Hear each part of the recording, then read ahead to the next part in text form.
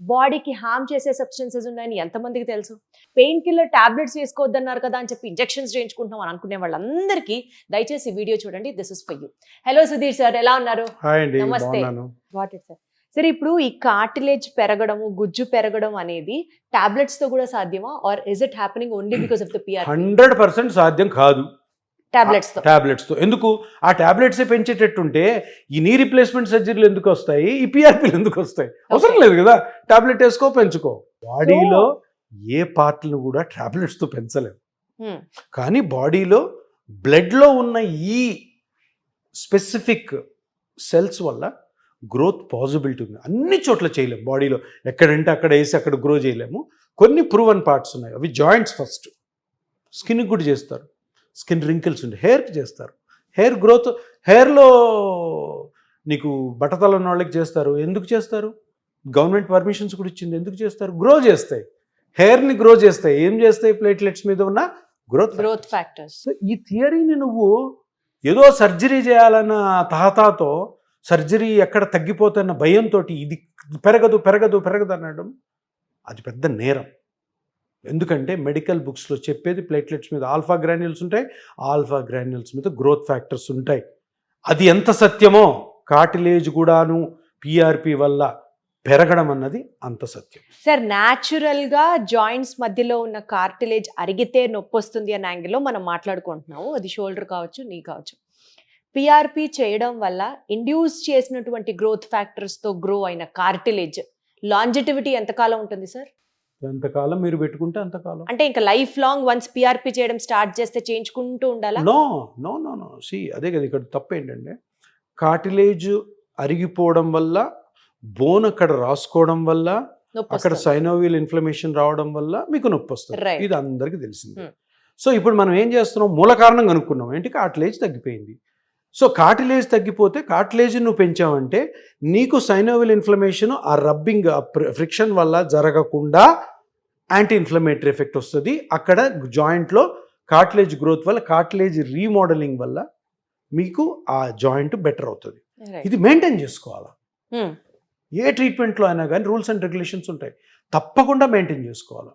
Maintain చేసుకోవాలంటే దానికి A to Z precautions, exercises ఉంటాయి. అవి ఫాలో అయిన వాళ్ళలో చాలా కాలం, అంటే ఇంతకాలం అని ఎవ్వరికి చెప్పలేము. అంటే అది పేషెంట్ టు పేషెంట్ వేరీ చాలా వేరీ ఉంటుంది. పేషెంట్ హ్యాబిటస్ మీద, పేషెంట్ యాక్టివిటీస్ మీద, పేషెంట్ యాటిట్యూడ్ మీద, పేషెంట్ చేసే వర్క్ వల్ల, పేషెంట్ మెంటాలిటీ వల్ల, దీనివల్ల. కాకపోతే ఒక్కొక్క పేషెంట్కి ఒక రకమైనటువంటి కస్టమైజ్డ్ ఎక్సర్సైజెస్, కస్టమైజ్డ్ యాక్టివిటీస్ ఉంటాయి. ఇలా చేసుకున్న వాళ్ళు ఎక్కువ కాలం ఉంటారు. ఎంత కాలం గుజ్జు అంటే రఫ్ గా సార్, మోకాలు నొప్పికి పిఆర్పి చేసుకుంటే కనీసం ఒక 2 ఏళ్ళు గ్యారంటీ, 3 ఏళ్ళు గ్యారంటీ. ఫస్ట్ ఆఫ్ ఆల్ మనం ఏంటో అనుకోలేదు, గ్యారంటీ అన్న వర్డ్ ఉండకూడదు. జీవితంలోనే గ్యారంటీ వర్డ్ని వెంటనే తీసేయాలి. దేనికి గ్యారంటీ ఉంది? మన లైఫ్కి గ్యారంటీ ఉందా? మన ఫ్యామిలీ మెంబర్స్ గ్యారంటీ ఉందా? మనం ఏదైనా కొంటాం గ్యారంటీ. వైద్యంలో అసలు ఉండదు. దీని ఎప్పుడు కూడా ఏ ట్రీట్మెంట్ అయినా కూడా డాక్టర్ అన్నవాడు చేయాల్సిన ముఖ్యమైన విషయం ఏంటంటే, పేషెంట్కి తనకి ఏ ప్రాబ్లం వస్తుందో అది ఎక్స్ప్లెయిన్ చేయండి. ఎక్స్ప్లెయిన్ చేసి, ఇగో ఈ ప్రాబ్లం ఉంది, ఈ ప్రాబ్లంకి నేను ఈ ట్రీట్మెంట్ ఇస్తున్నాను, ఈ ట్రీట్మెంట్ కరెక్ట్గా ఉండాలంటే నువ్వు ఇవన్నీ చెయ్యాలి, ఇవన్నీ చేయకూడదు. అన్ఫార్చునేట్లీ మన చాలామంది డాక్టర్స్ దగ్గర ఇంత టైం ఉండదు. ఇంత టైం లేకపోతే జనాలు అపోహలో పోతారు. మీరు ఇప్పుడు క్వశ్చన్ అడిగారు కదా సార్, ఒక 2 సంవత్సరాల గ్యారంటీ ఉంటుంది అంటే ఎట్లా ఉంటుంది? అది పాయింటే కాదు. గ్యారంటీ ఎక్కడ ఉంటుంది? ఏ దానికి ఉండదు. జనాలందరూ అర్థం చేసుకోవాల్సిన ఒక విషయం ఏంటంటే, మీకు చేసే ట్రీట్మెంట్ వేశారు అనుకోండి సార్, ఆ ఇంప్లాంట్ కి 10 years గ్యారంటీ అంటారు, 20 రాసి years ఇవ్వమనండి అంటారు. మీరు ఎవరికన్నా చేయించండి, ఆ సర్జన్ తోటి, ఇగో ఈరోజు నేను మోకాలు నొప్పితో ఈ డాక్టర్ దగ్గరికి వెళ్ళాను, ఈయన మోకాలు ఆపరేషన్ చేస్తున్నాడు, నాకు ఈ నొప్పి ఈ రోజు నుంచి 15 సంవత్సరాల వరకు, లేదు 25 సంవత్సరాలు కూడా చెప్తున్నా, 25 సంవత్సరాల వరకు నాకు ఇంకెప్పటికీ నొప్పి రాదు అని రాసి ఇవ్వమనండి. వాళ్ళు ఏం చెప్తారు తెలుసా? ఈ ఇంప్లాంట్ ఏజ్ 15 సంవత్సరాలు అంటారు. అంతేగాని నీకు నొప్పి రాకుండా 15 సంవత్సరాలు నువ్వు ఉంటావని ఎవరు అన్నారు? అది చెప్పరు. అది కాదు. మోకాలు నొప్పికి నీ రీప్లేస్మెంట్ సర్జరీ అనేది ఒక విధానము అనే అందరూ తెలుసుకోండి. మంచి చెడ్డ దాని తర్వాత అదొక విధానం, అది ప్రూవను. అది అందరూ ప్రపంచం మొత్తం పాటిస్తుంది. నేనేమంటానంటే ఆ విధానంలాగే ఇంకా చాలా నాన్ సర్జికల్ విధానాలు కూడా ఉన్నాయి. ఉన్నాయి. అవి మీరు చూడాలి, వాటి మీద అవగాహన పెంచుకోవాలి. 8 సంవత్సరాల ముందు దీనికి అంత అవగాహన లేక ప్రతి ఒక్కరు కూడాను మోకాలు నొప్పి వస్తే ఫైనల్గా నేను చేసుకోవాల్సింది ఆపరేషనే కదా అన్న అపోహ నుంచి బయటపడేటట్టు చేసిందే ఈ PRP. Irrespective of age, irrespective of diabetes, hyper tension, sex, ఏదైనా ఎవరైనా చేసుకోవచ్చా సార్ పిఆర్పి? ఆపరేషన్ గురించి మాట్లాడుతున్నామా? ఆపరేషన్కి చాలా రిస్ట్రిక్షన్స్ ఉన్నాయి, అలానా ఏజ్లో ఉన్నాయి. పిఆర్పి న్యాచురల్గా తన బ్లడ్ తీసి తన బాడీ పార్ట్స్లో వేయడం అన్నది దానికి ఏం ఆటంకం ఉంది? ఏజ్ కూడా సంబంధం లేదు. నేను చేసిన కొన్ని థౌజండ్స్ ఆఫ్ పిఆర్పిలో నా ఏజ్ గ్రూప్ ఎంత? 15 years. 15. బ్యాడ్మింటన్ ప్లేయర్ చిన్న బాబు నుంచి 98 వరకు చేశాను. 98 నా ఏజ్ గ్రూప్.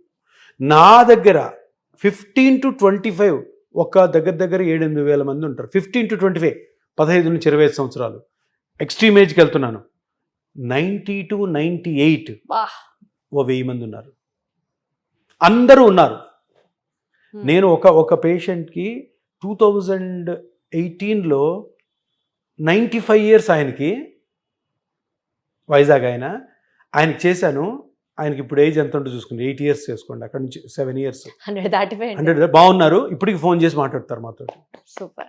ఆయన అప్పుడప్పుడు ఫ్లైట్లో వచ్చి టక్కన వచ్చి ఒక 2 minutes నన్ను చూసి మళ్ళీ వెళ్ళిపోతారు. అంటే చెప్తున్నా, ఇదే నా గ్రేట్నెస్ కాదు. గ్రేట్నెస్ ఏమన్నా ఉందంటే అది పిఆర్పికే.